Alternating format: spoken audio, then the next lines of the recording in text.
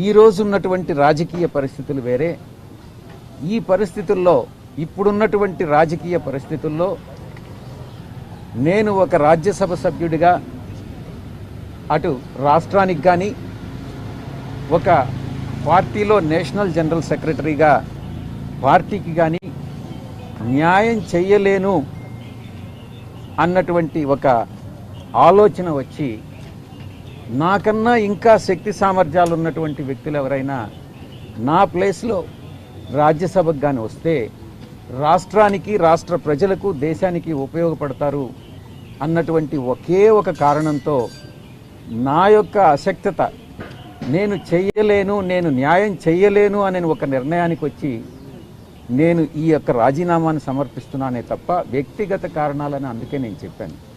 ఎవ్వరి మీద కోపం లేదు, ఎటువంటి ప్రెషరు లేదు, ఎటువంటి అన్డ్యూ ఇన్ఫ్లుయెన్స్ లేదు. ఈ యొక్క పూర్తిగా వ్యక్తిగతమైనటువంటి నిర్ణయం తీసుకోవడం. ఎవరైనా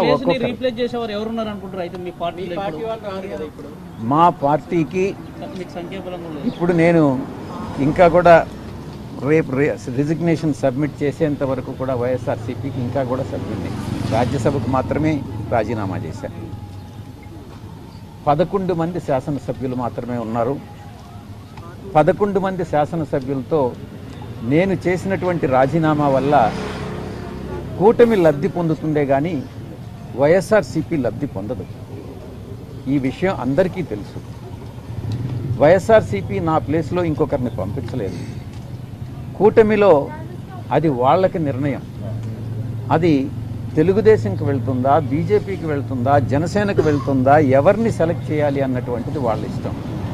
ఒక్కటి మాత్రం నేను చాలా స్పష్టంగా చెప్పగలను దేవుడి సాక్షిగా, ఎటువంటి ఆశలకు కానీ, ఎటువంటి పదవులు ఆశించి కానీ ఆయన చెప్పినట్టుగా, అయ్యా మీరు వినండి స్వామి, మీరు వినండి, ఆయన అడిగినట్టుగా, ఆయన చెప్పినట్టుగా కేసులు మాఫీ చేస్తారు అన్నటువంటి ప్రామిస్ తీసుకొని నేనేదో రాజీనామా చేస్తున్నానని చెప్పారు. భగవంతుడు సాక్షిగా చెప్తున్నాను, నేను అబద్ధాలు చెప్పనని. అటువంటిది ఏమీ లేదు. ఎవరో కేసులు మాఫీ చేస్తే చేయించుకోవాల్సినటువంటి అవసరం నాకు లేదు.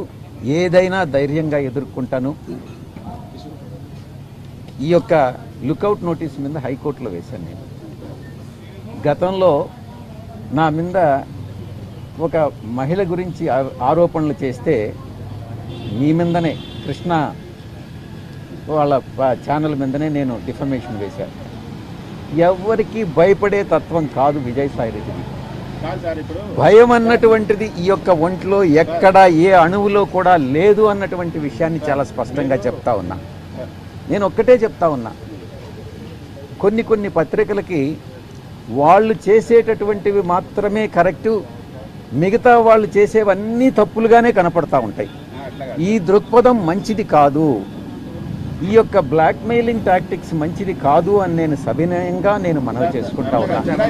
అప్పుడు పరిస్థితులు వేరుగా ఉన్నాయి, ఇప్పుడు పరిస్థితులు వేరుగా ఉన్నాయి. మీరు రాజకీయాల్లోకి వచ్చినప్పుడు పరిస్థితులు వేరుగా ఉన్నాయి, ఇప్పుడు వేరుగా ఉన్నాయి అన్నారు కదా. కానీ అప్పుడు కూడా ఇదే విధంగా ఉంది. మీరు ప్రతిపక్షంలో ఉన్నారు. అప్పుడు మొదటి రాజ్యసభ సభ్యులు మీరు మీ పార్టీ నుంచి. అప్పుడు పరిస్థితులే వ్యతిరేకం. అప్పుడు ప్రతిపక్ష పార్టీగానే ఉండింది, ఇప్పుడు ప్రతిపక్ష పార్టీగానే ఉండింది. కానీ ఎందుకు మీ ప్రశ్న ఏందో చెప్పండి.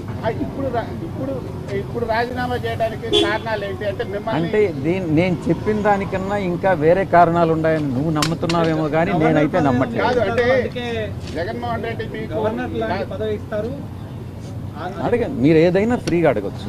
కాదు, నేను ఇంతకు ముందే చెప్పాను మిమ్మల్ని కాదని. ఒక్క నిమిషం, మీరు అడిగిన తర్వాత నేను జవాబు చెప్పాలా, తర్వాత మీరు ప్రశ్న అడగాల. గవర్నర్ పదవి కానీ, తిరిగి నేను మళ్ళీ బీజేపీలో ఎంపీ కావడం కానీ, లేకుంటే వేరే ఇంకేదైనా పదవులు ఆశించి కానీ, మీ మైండ్లో ఏముందో నాకు తెలియదు. మనసులో ఏ పదవులకు కానీ ఒక్కరి దగ్గర ఒక్క పైసా డబ్బులు తీసుకొని నేను రాజీనామా సమర్పించడం కానీ, భగవంతుడు సాక్షిగా చెప్తున్నాను, అటువంటి హామీలేమీ లేవు. అటువంటి హామీలు తీసుకునేటటువంటి వ్యక్తి విజయసాయిరెడ్డి కాదు అన్నటువంటి విషయాన్ని మరొకసారి చెప్తాను. మీరు నమ్మకుండా ఉంటే అది మీ ఇష్టం. భవిష్యత్తులో అలాంటి అవకాశం వస్తే తీసుకుంటారు.